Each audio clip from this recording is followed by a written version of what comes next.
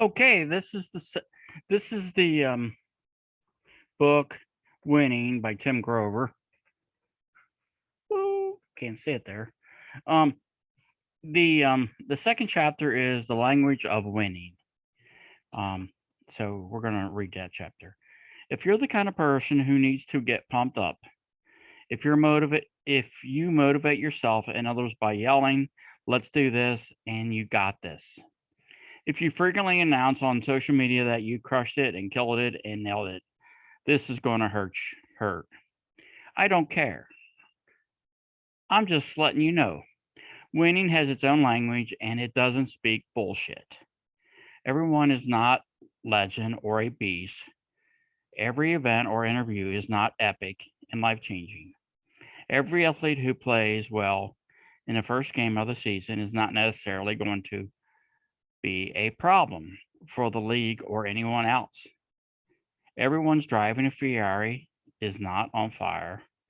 Winning requires real talk, or even better, no talk at all.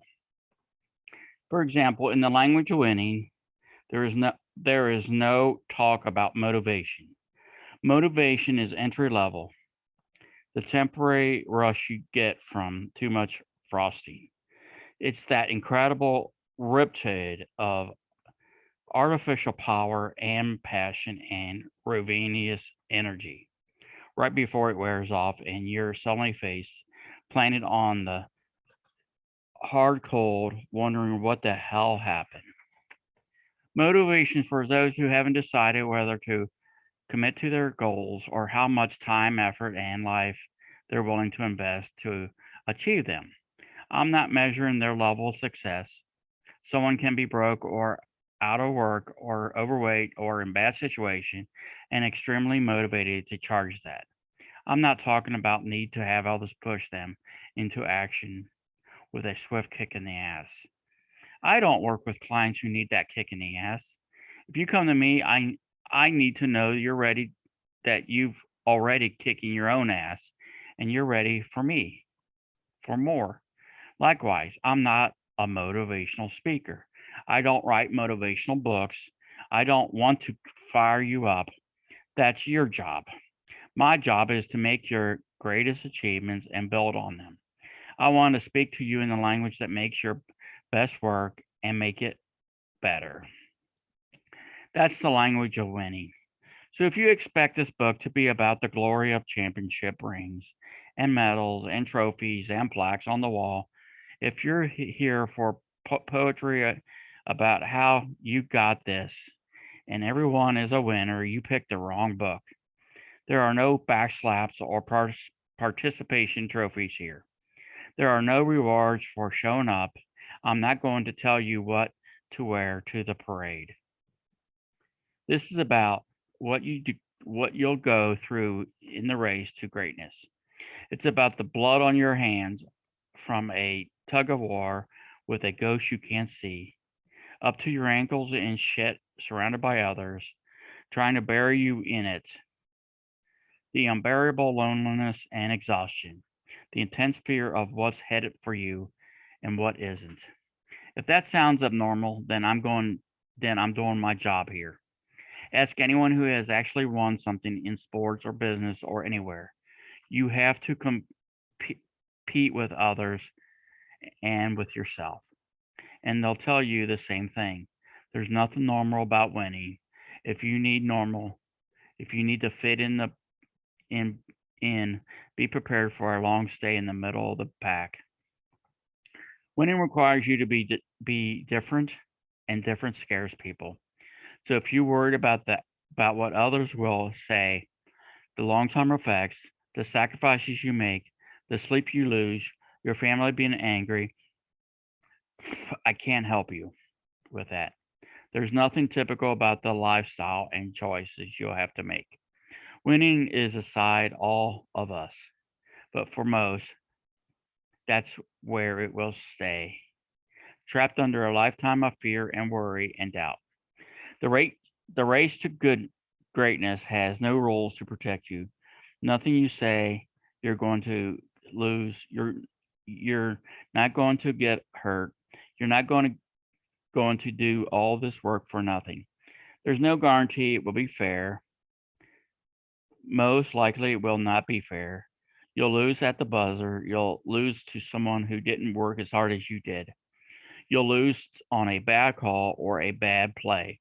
Someone else will get the job. A, a pandemic will wipe out your season, your bank account, and your career.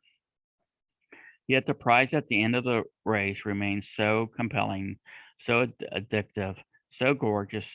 We keep running and stumbling and sacrificing and competing to catch it.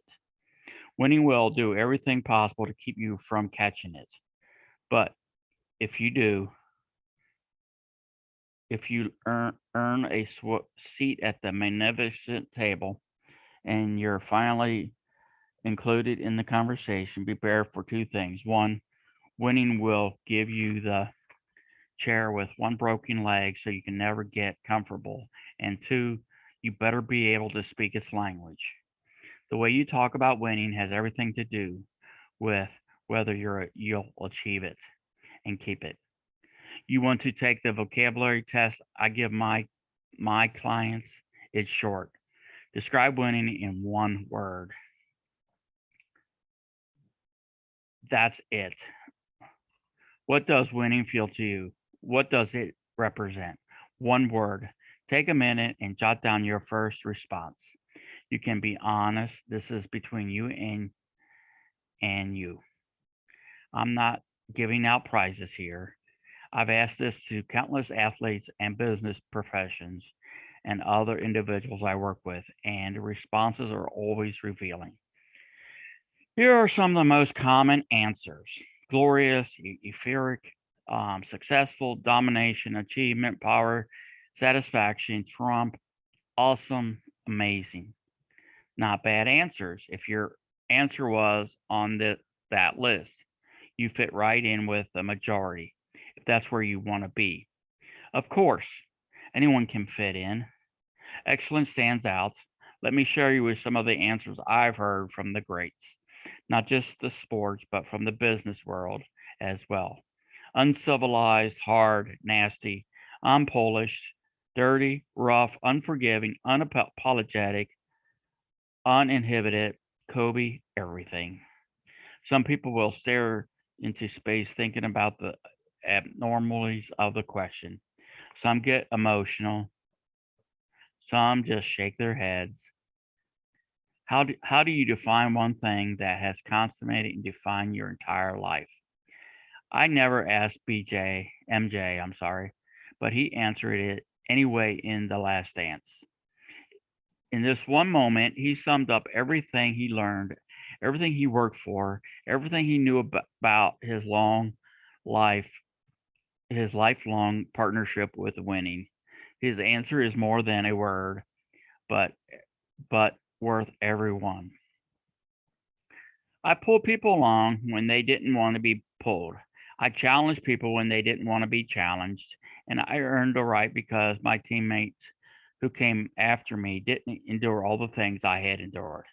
Once you joined the team, you lived in a certain standard that I played the game and I wasn't going to take anything less. Now, if that meant I had to go in there and get your ass a little bit, then I did that. You asked all my teammates the wrong things about Michael Jordan.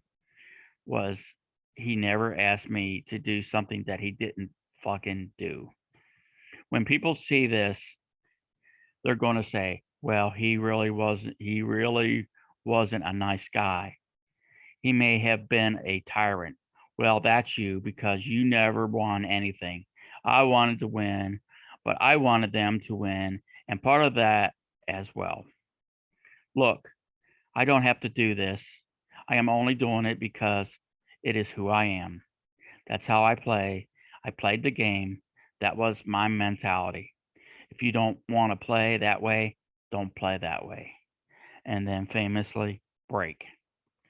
That unapologetic moment was so raw for him, and he had to walk away from the interview momentarily to control his emotion. And that was just within the first hour of filming.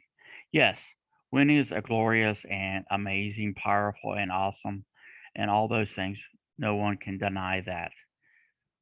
But if you think that's all it is, then as MJ says, you've never won anything.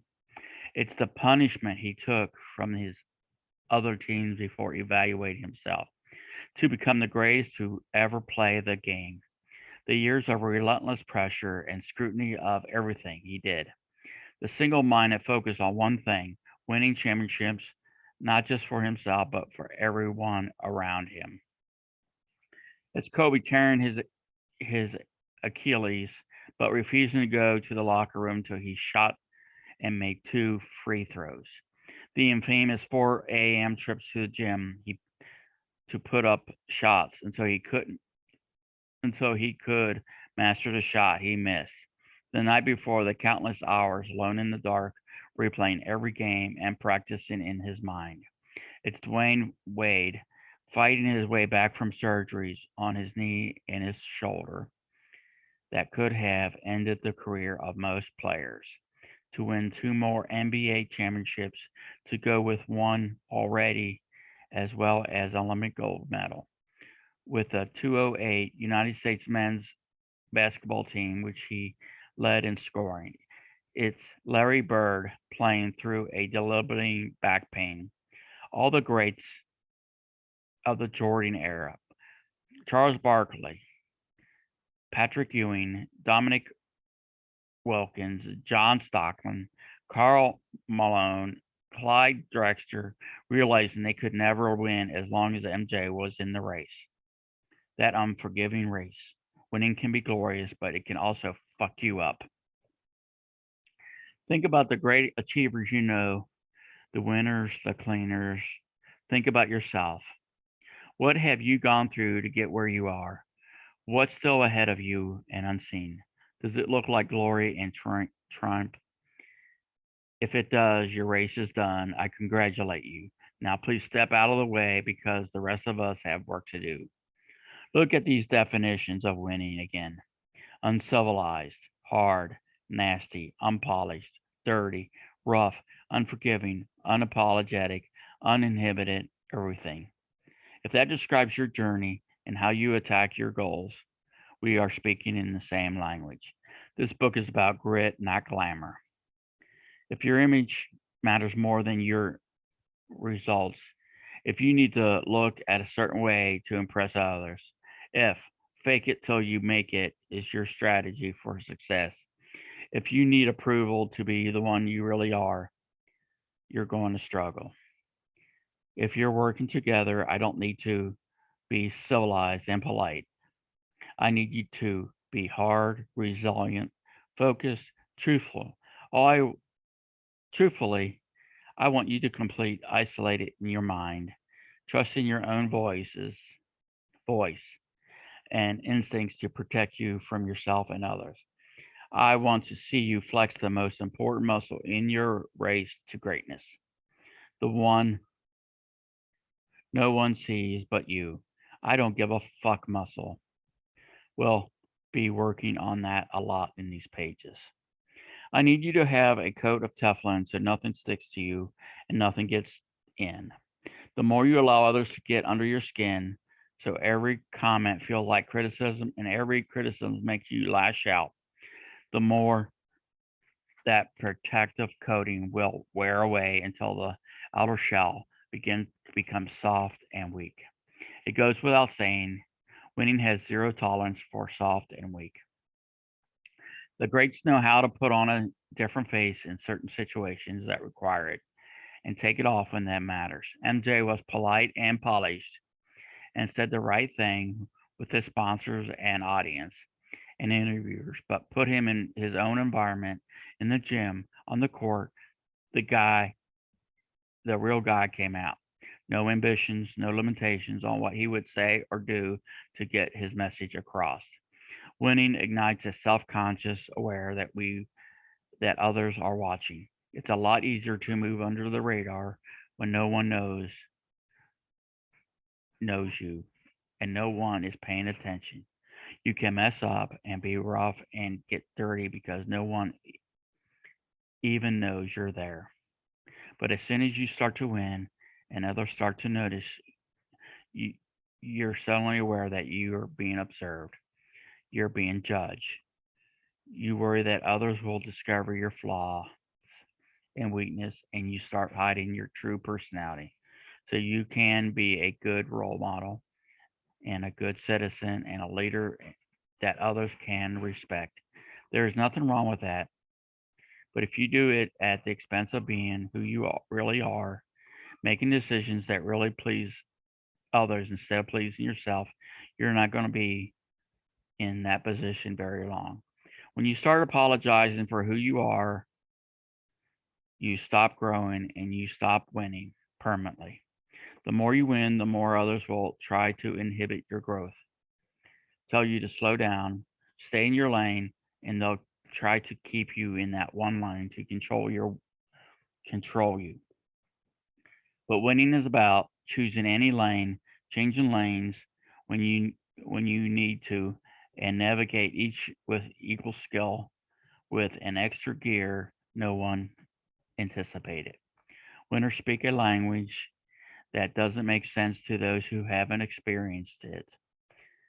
A quick glance, a steely stare, a roll of eyes, something totally silent. You can't explain it. You can't teach it, but you know it's not something you broadcast or brag about. Hey, I'm uncivilized and also uninhibited. Because if you have to tell people, it's probably not true. But it's deep inside every one of you if you're willing to just let it go and experience your own uncivilized, unapologetic, uninhibited power. For me, winning is just about those words and many more. As you will see, it's dead calm in the midst of the total chaos. It can be the greatest joy and the loneliest feeling in the world. Not everyone feels this way. If you don't have if you don't have the world, not not everyone feels this way. If you don't have it too. I think real winners understand the experience. It's not the whooping, the hollering, the celebrating. It's that stunning recognition of what just happened. You change this magnificent thing, this elusive result, and you're caught in. You fucking caught it. It's MJ sobbing on the floor, Kobe hugging the trophy alone in the corner. It's the CEO of a $1 billion company wondering what happened to the kitchen table that served as his first desk. No one knows what you went through to get there. No one understands what you have to do to get there. I'm telling you this because when I write down, when I sat down to write this book, I took my own test and started writing down my own definition of winning. I thought about wins and losses in every part of my life. As a child coming to this country with my parents and witnessed the sacrifices and determinations that invested in our family.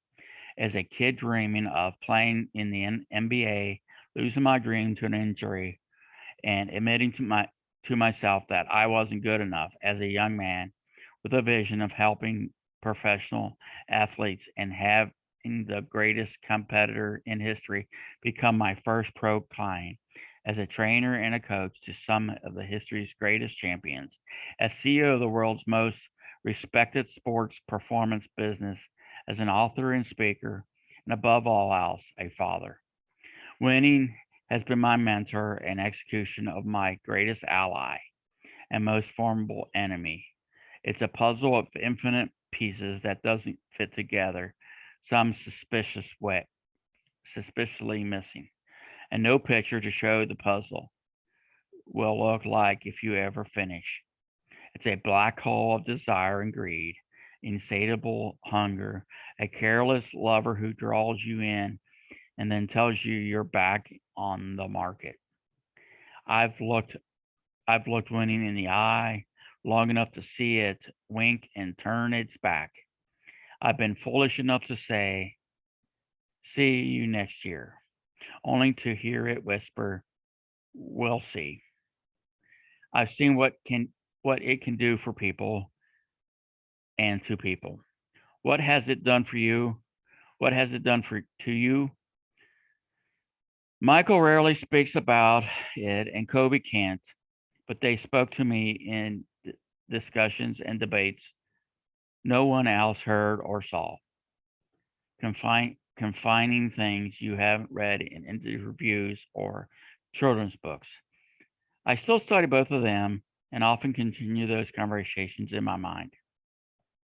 I asked you for your definition of winning. Now I'm giving you mine. There are 13. If you read Relentless, you may recall that I like to use the number 13 because I don't believe in luck, neither does winning. Winning believes in winning. You may also recall that everything on my list is ranked number one because when you start ranking things 1, 2, 3, 4, etc., people think number one is the most important. Number two is less important, and everything else is just there to fill out the list. So here we go. Number one for everything, and you can read them in any order. The winning 13. Winning makes you different, and different scares people. Winning wages war on the battlefield in your mind. Winning is the ultimate gamble on yourself. Winning isn't heartless, but you'll use your heart less. Winning belongs to them, and it's your job to take it. Winning wants all of you. There is no balance. Winning is selfish. Winning takes you through hell, and if you quit, that's where you'll stay. Winning is a test with no correct answers. Winning knows all your secrets. Winning never lies. Winning is not a marathon, it's a sprint with no finish line. Winning is everything. Now, that is what I know. Winning will cost you everything and reward you more. If you are willing to do all the work, don't bother to roll up your sleeves. Just rip the fucking things off and do what others won't or can't. They don't matter anyway. You are in this alone. Stop being afraid and what you become. You should be more afraid of not becoming that. If you can't buy into this, if you believe you're not ready or not deserving, or if you not willing to commit to your own success, you'll never win, and you probably won't, because winners are all understandably one thing.